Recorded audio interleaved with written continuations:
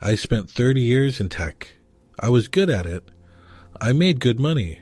But over time, something in me dulled. I was tired all the time, not just in my body, but in my mind, in my spirit. I didn't know it yet, but I was quietly unraveling. When I finally walked away, it wasn't dramatic. I just stopped. This is the story of what happened next. How I traded digital noise for something solid, slow, and honest. And how, somewhere in the dust and wood shavings, I found myself again. I was never the loudest in the room, but I was always there. First one online, last one to log off. Back in the early days of tech, that kind of quiet reliability got you respect. I wasn't chasing titles. I just liked building things, solving problems. I spent years at startups, working side by side with people half my age. I didn't mind. I liked being useful. And even when companies pivoted or vanished, I kept going. New job, new laptop, same long hours. That was the deal. You show up, you keep up. I told myself I was lucky, and maybe I was. But after a while, I stopped asking what any of it was adding up to. Somewhere along the line, I convinced myself that if my calendar was full, I must be doing something right. Morning stand-ups, sprint reviews, strategy sessions, meetings about meetings. My phone never left my hand. Even during dinner, I was half listening to my wife, nodding while scrolling. I wasn't trying to be rude. I just thought that staying plugged in was part of the job. I wore stress like a badge. If I had time to breathe, I worried I was falling behind. And the truth is, when you live like that long enough, you stop noticing that you're no longer building anything that feels like yours. At first, the meetings were where things happened. Plans, ideas, even laughter. But over time, they became something else. Just noise. People talking in circles, covering for missed deadlines, chasing metrics that didn't really matter. I sat in rooms full of brilliant people saying nothing real. I was one of them. I'd stare at the agenda, waiting for something to light me up. But the spark was gone. I wasn't making anything anymore, just shuffling tasks from one sprint to the next. I stopped offering ideas. I stopped caring if we shipped late. It was like watching myself drift through my own life. It crept in slowly. First, I noticed the tension in my shoulders.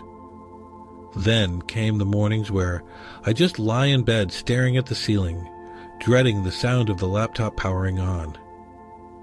No disaster, no breakdown, just this steady grinding weight. I'd pour coffee and feel nothing. I wasn't burned out in the dramatic way you hear about. I was just done. But I didn't know how to stop, so I kept going. Slack pings, video calls, long weekends pretending to catch up. I told myself it would pass. I told myself to be grateful. But underneath, I was starting to disappear. Eventually, something had to give. For me, it was small things at first. Headaches that wouldn't go away, hands that shook when I typed too fast, days I couldn't remember what I'd done by evening. My doctor called it cumulative stress, which sounded clinical, but I knew what it really was. My body was saying no, while my mind kept saying yes. I'd worked through the flu, through grief, through layoffs. But this was different. This was my whole system telling me I was out of alignment. And I still kept pushing because I didn't know who I was without the job. One day I found a photo. Me and my daughter at her 8th birthday. Both of us covered in frosting. I didn't remember the moment. That scared me more than anything. Somewhere between deadlines and deliverables, I'd missed the actual life I was supposed to be working for. Not just the events, but the feelings. The quiet Saturday mornings. The long conversations. The parts that don't show up on a calendar invite. I used to think I was doing all this for my family. But if I was never really present, not for them, not even for me, then what was the point? It wasn't a surprise exactly. The signs had been there for months. Restructuring this, consolidation that. Still, when they called me in and said they were streamlining, it felt like a clean break across bone. I nodded, shook hands, took the severance. No drama, just another slide in the deck. I walked out with a box of cables and a laptop I'd forgotten to return. I'd been with them for almost 7 years, gave them weekends, holidays, nights, and in the end, it was just done. The odd part? I didn't feel angry. I felt hollow. Like I'd been dismissed from a version of myself I didn't even believe in anymore. Old coworkers messaged me right away. "You'll bounce back. Plenty of teams hiring." A few offered to refer me. I smiled, said thanks, and meant it. But inside, something had shifted. I didn't want to bounce anywhere. I didn't want to polish a new resume or sit through another polite interview pretending to be excited about cloud services. I didn't want to go back. Not because I was afraid I couldn't, because I finally admitted I didn't want to. I'd spent decades running on the same track, and now that I was off it, I could feel something deeper, something I hadn't felt in years, calling to me from a quieter place. There was no epiphany, no sudden inspiration. I just stopped. I'd get up in the morning, make coffee, and sit at the kitchen table for hours. No meetings, no inbox, just quiet. The kind that makes you uneasy at first, but then strangely peaceful. I didn't know what I was doing, and I didn't pretend to. For once, I let the questions come without trying to answer them right away. I took long showers. I listened to the wind. I watched the sunlight move across the floor like it was a full-time job. In that space, something began to settle. Or maybe something old began to return. It kept echoing in my head, quietly but insistently. Was that it? 30-plus years of work. Projects, launches, migrations, reorganizations. The stress, the pride, the late nights I thought mattered. And now, a box of old equipment and a thank you email. I wasn't bitter. I was just surprised. That it could all go by so fast. That I could give so much and still feel like I hadn't lived the part that was actually mine. I didn't want to start over in the same story. I wanted a new chapter. Not one about ambition or retirement, but about something real. Something my hands could touch. We live in a world that tells you to move fast, hustle, get back out there. But I didn't. I gave myself permission to pause. No deadlines. No personal brand. No 10-point plan to reinvent myself. Just rest. I stopped pretending I needed to solve my whole life in a month. I didn't go on some retreat or start journaling every day. I just gave myself room. I let the silence stretch. And slowly, something began to feel right about not having a goal. Like I was clearing space for something older than ambition. I didn't know what it was yet, but I knew I was done chasing. The days started filling themselves in, not with plans, just with movement. I walked every morning, no destination, just to feel my legs again. I picked up dusty paperbacks I hadn't touched since college. Books about craft, about time, about meaning.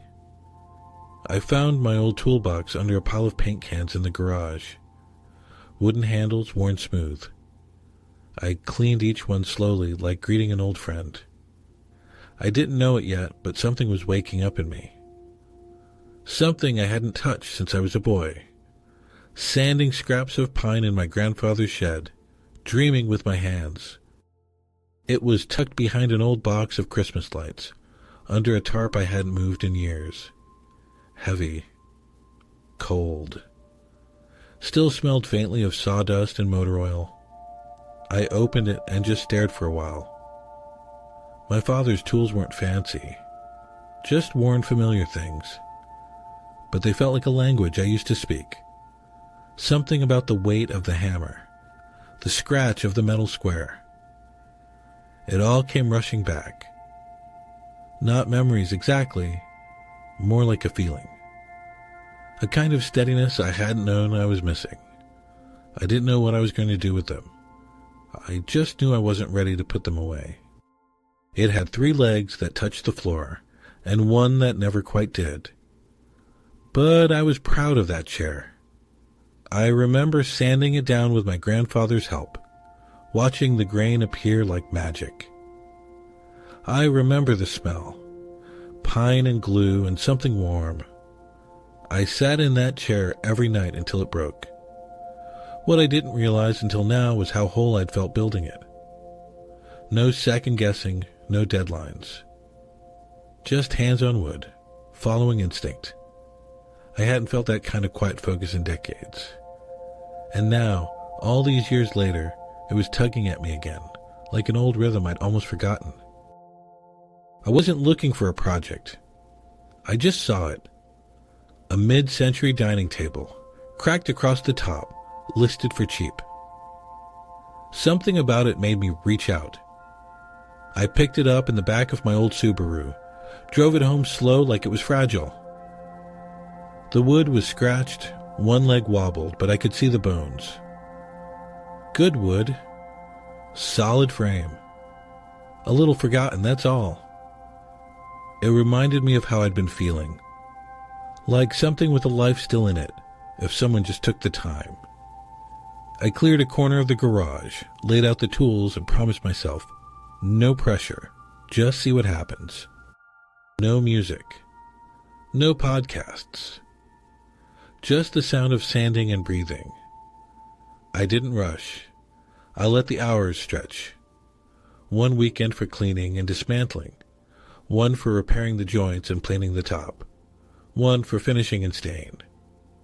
I had forgotten how much joy there is in doing something with your hands, in seeing progress that isn't digital or theoretical, but real. I wasn't thinking about work or money. Just the feel of wood responding, the satisfaction of each piece fitting back into place. By the time I wiped on the final coat, I felt something I hadn't in years. Settled. I didn't expect anything. I just thought the table looked nice in the light, and I wanted to remember it. I snapped a picture and posted it on an old account I hadn't used in months. Restored this over the last few weekends, I wrote. Had to re-glue 1 leg. Not bad for a first try. A few likes, then a message. Would you fix a rocking chair? Just a simple question from someone in town. I stared at it for a while. Part of me hesitated, but another part, deeper, quieter, said yes. Not because I knew what would come next, just because it felt right to try. The chair had a cracked runner and missing dowels. It took patience, but I enjoyed every second. The owner was a woman in her 70s. Said it had been her father's. When I brought it back, she cried. A week later, her neighbor reached out about a garden bench. Then a cousin. Then someone who'd seen the photos. I didn't advertise. I didn't have a website. Just word of mouth and a phone that started ringing now and then. It wasn't a business. Not yet. It was just 1 repair at a time. 1 piece of old wood, brought back to life. And somehow, me along with it. For the first time in years, I didn't lie awake running scenarios in my head. I wasn't thinking about deadlines, or layoffs, or trying to read between the lines of someone's vague email. I go to bed tired. Not burned out, but used up in a good way. The kind of tired that comes from doing something real with your hands. I wasn't making much. Just enough to get by. But strangely, that didn't scare me. Because I felt connected again. I was using the hours in my day for something I believed in. And that gave me a kind of peace that no salary ever had. A few people thought I was having a breakdown. One guy actually sent me a job posting, said I should get back in the game. Others were curious, polite. But a handful really saw me. They said, "You look lighter," or "I haven't seen you smile like that in years." Those comments meant more than I let on. I didn't need applause, but it helped to know someone noticed the shift. That I wasn't just drifting, I was rebuilding. Just quietly, in my own way. Not everyone understood, and that was okay. The ones who did gave me the confidence to keep going. There were days I'd look around my garage and wonder what I was doing. No health plan, no coworkers. Just a stack of old chairs and bills that still needed paying. The voice in my head would say, "You had a career. You had a title. Why throw that away?" But then I'd catch sight of something I'd restored, a tabletop gleaming in the light, or a smooth drawer that used to stick, and I'd feel a small kind of assurance, like maybe this wasn't a failure. Maybe it was just a quieter kind of success, the kind that takes time to believe in. There's something about sanding that slows you down. You can't rush it, you can't fake it. You just go back and forth, until the surface starts to reveal itself. It's almost meditative. The world narrows down to texture and touch. When my thoughts were racing or doubts crept in, I'd grab a block of wood and sand. Let the edges teach me patience again. And without realizing it, I'd feel my shoulders drop, my breath deepen. It wasn't therapy, but in a way, it healed something. Made room for stillness I hadn't known I was missing. A neighbor offered me the back of his old shed, and I took it. Cleaned it up, brought in a workbench, and hung the tools on the wall. It wasn't fancy, no showroom, no storefront. But it was mine. A space where I could think and build, and not be interrupted every 5 minutes. I didn't want growth or scale or investors. I just wanted a rhythm I could live with. One project at a time, one story at a time. Clients started finding me more regularly, mostly by word of mouth. And slowly I stopped seeing myself as unemployed. I was working, just differently. It was tempting at first to take every request, say yes to every deadline. But I knew where that road led, back to burnout. So I made a rule: I'd only take on what I could do with care. No rushing, no background noise. I turned off alerts on my phone, kept a small list, said no more than yes. And you know what? People respected it. In fact, many appreciated it. They weren't just hiring me to fix furniture. They were trusting me to bring something back to life. And that takes time. I decided I'd rather make less and love it more. At first, my only goal was to make just enough to not dip into savings. That was it. If I could cover rent and groceries, I'd call it a win. And for a while, that's exactly what happened. But then something shifted. A client recommended me to her sister, who told a neighbor. Slowly, the work began to line up. I didn't do ads, didn't pitch anyone. Just kept restoring pieces, one at a time, and sharing what I made. The money came in quietly. Not in big waves, but in steady, dependable ripples. And for the first time in a long time, I felt secure without needing to chase it. People kept calling it a career pivot, but that never felt quite right to me. It wasn't strategic. It wasn't planned. If anything, it felt more like a homecoming. Like something I'd quietly wanted for years but never let myself consider. I wasn't building a brand or chasing a niche. I was just going back to something that had once made me feel alive, and realizing it still did. The tools, the grain of the wood, even the smell of old varnish, it all felt strangely familiar. Not like a new chapter, but like recovering a page I'd once torn out and finally taped back in. There's a certain kind of truth you only learn by touching things. The way a cracked joint fits back together. The sound a drawer makes when it's finally aligned. When I was in tech, everything was abstract. Endless meetings about roadmaps and metrics. But here in the workshop, there was no pretending. The piece was either sturdy or it wasn't. Useful or not. That kind of clarity reshaped how I thought about worth. Mine included. When my hands were busy with something solid, my mind stopped spinning. And little by little, I stopped questioning whether I was still valuable. I knew I was. I used to wake up to a screen, pings, alerts, urgent emails sent at midnight. Now my mornings are slower. I make a pot of coffee. I open the window. I let the light in. Some days I just sit for a while. No rush, no backlog. My calendar is handwritten now, and most of the time it has fewer than 5 items on it. I still work hard. Probably harder than before in a physical sense. But my time feels like mine again. It doesn't disappear in back-to-back calls or endless threads. It unfolds gently, and I meet the day on my terms. I don't have a wait list. I don't outsource. I take on what I can hold with both hands. Usually 3 or 4 projects a month, and sometimes fewer. That pace keeps me grounded. It gives me time to think, to rest, to pay attention to the details. I'd rather make something last than rush to deliver. And I've found that the people who come to me now respect that. They're not looking for mass production. They want care, intention. Maybe that's what we're all craving a little more of these days.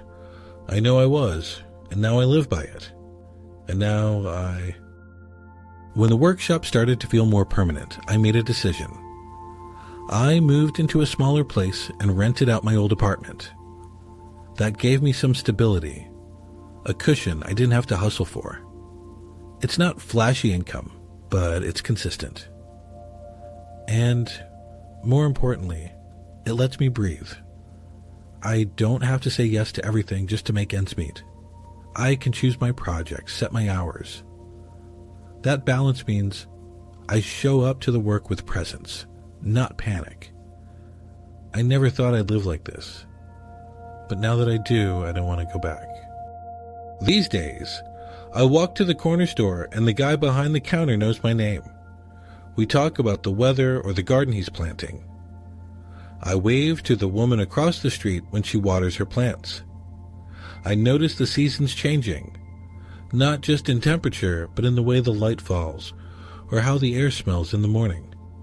I never had time for that before. I used to hold my breath between meetings.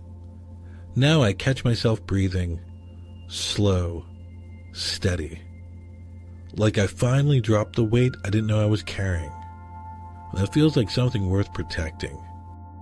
Sometimes I get asked if I miss my old job. The answer's complicated. I don't miss the work itself, the pressure, the speed, the constant shifting. But I do miss who I used to be in it. The problem solver. The builder. The person who cared about making something good. I think that version of me got buried under noise and stress. When I started working with my hands again, he came back. Quieter maybe, more tired, but still there. I didn't have to leave that part of myself behind. I just had to give it a different shape. For a long time, I thought I needed a full reset, something dramatic to start over. But looking back, I didn't really need to become someone new. I just needed to reconnect with something old. Something I'd left behind, not because it stopped mattering, but because life got too loud. This path I'm on now, it isn't flashy. It isn't disruptive. It's not going to change the world. But it brought me back to myself. And sometimes, that's enough, more than enough. Reinvention is overrated. Reconnection, though, that can change everything. I used to measure days by how much I got done. Now I measure them by how I feel when they end. I've pared things down. Fewer tools, fewer goals, fewer expectations. And in doing that, I've made space. Space to notice things. To care about the work without rushing through it. To take a nap on a rainy afternoon and not feel guilty. My needs are smaller now, but what I have feels more solid. More mine. The kind of stability I never found in high-paying jobs or titles. Turns out, less really can be more, if it's the right kind of less. There's a quiet that settles in when you're doing something simple, slowly, with care. I never had that in tech. Even when things were going well, my mind was always spinning, planning, worrying, proving. Now I can go a whole afternoon without looking at a screen. I listen to the sound of sanding or rain on the roof, and something inside me settles. It doesn't mean I don't get anxious or that life's perfect, but I have something I never did before. Peace. Not a reward for success. Just the result of doing one thing at a time, with presence. Every so often, someone says I should scale what I'm doing, hire a team, build a brand, open a second location, and I get it. That's the instinct in our culture. Growth, expansion, bigger. But that's not what this is about for me. I didn't leave tech to recreate it in a different costume. I left because I wanted to feel something again. Scaling up would take me right back to meetings and logistics and burnout. I'd rather stay small and steady. Know my clients. Know the work. Know myself. That's the scale I can live with. That's enough. People sometimes assume I mapped all this out, like I had a strategy. I didn't. There was no 5-year plan, no pitch deck, no target market. I just started doing something that made me feel calm, and I kept doing it. It grew slowly, and I let it. The money followed eventually, but that was never the point. I'm not trying to scale or flip or exit. I'm trying to live in a way that makes sense to me, with my hands, with my breath, with time that's my own. This isn't a business plan. It's a way of being, and that makes all the difference. In my old life, everything felt like a chase. Deadlines, promotions, inboxes, validation. Even rest had to be earned. Now I make fewer decisions, but they're mine. I choose the work I take on. I choose when to stop for the day. I choose the rhythm of my hours, and I don't owe anyone an explanation for that. There's a kind of quiet dignity in choosing instead of chasing. It doesn't mean I'm always certain or that things are easy, but they're clear. And in a world built on noise and urgency, that clarity feels like a kind of freedom. There's something grounding about fixing something that's broken. A leg that wobbles. A drawer that sticks. A surface worn down to splinters. I don't reinvent the wheel, I just restore what was already there. And somehow that makes people happy. It helps them keep something they love. That's usefulness in its simplest form. I used to measure my worth in code shipped or metrics hit. Now I measure it in sturdiness, in quiet gratitude, in the small satisfaction of making something last. It's not flashy, but it's real, and it's enough. I used to think I'd only feel proud if I built something huge, made headlines, changed an industry. But none of that ever gave me what I have now. Peace, steadiness, and a kind of quiet pride in how I spend my days. I didn't win big by the world's standards. There was no windfall, no applause, just slow, patient work, and a life that feels aligned with who I am. And honestly, that matters more than I ever imagined it would. I didn't need to win. I just needed to stop losing myself in the chase. The hardest part wasn't starting over. It was believing I was allowed to, that I didn't have to explain it or apologize or prove it was the right move. I just had to listen to what I already knew deep down, that I needed something different. And once I made that shift, I kept showing up for it. Day after day, even when I doubted myself. That's what made the difference. Not the skill, not the money, just the willingness to stay with the change.